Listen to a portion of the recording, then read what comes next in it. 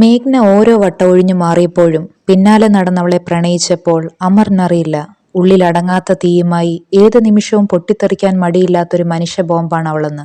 അവളുടെ വിപ്ലവം അവന്റെ കണ്ണിൽ തീവ്രവാദവും അവന്റെ പ്രണയം അവൾക്കൊരവസരവുമായി മാറുമ്പോൾ, പ്രണയം കൊണ്ട് വിപ്ലവത്തെയും വിപ്ലവം കൊണ്ട് പ്രണയത്തെയും തോൽപ്പിക്കാനാവില്ല എന്ന് മണിരത്നം വരച്ചു കാട്ടും പോലെ.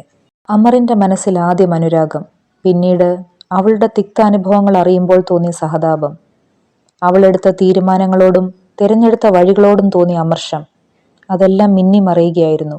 എന്നാൽ അവൾ ഉറച്ച തീരുമാനത്തോടെ അവന്റെ പ്രണയത്തെപ്പോലും കരുവാക്കി തന്റെ ലക്ഷ്യത്തിലെത്താൻ ശ്രമിച്ചുകൊണ്ടേയിരുന്നു. അവസാനമായി ഒരിക്കൽ കൂടി അവൻ അവളെ വിളിക്കുകയാണ് ഒപ്പം ചെല്ലാൻ. അവന്റെ സ്നേഹം നിരസിച്ച് തന്റെ തീരുമാനവുമായി മുന്നോട്ടു പോകുന്ന അവളെ അവൻ കയറിപ്പിടിക്കുന്നു. മുൻപൊരിക്കൽ അവളുടെ സമ്മതമില്ലാതെ അവൻ അവളെ സ്പർശിച്ചതാണ്. ആ തെറ്റ് ആവർത്തിക്കാതെ ഇത്തവണ അവൻ അവളോട് അപേക്ഷിക്കുകയാണ്, യാചിക്കുകയാണ്.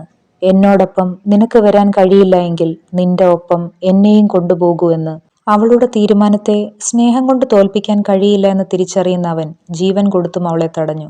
അവിടെ അവൻ തോൽക്കുകയല്ല, അവന്റെ സ്നേഹം ജയിച്ചതുമില്ല. അവൾ തോൽക്കുകയാണ്. അവന്റെ സ്നേഹത്തിന്റെ മുൻപിൽ അവൾ നിസ്സഹായമായി തോറ്റുകൊടുക്കുകയാണ്.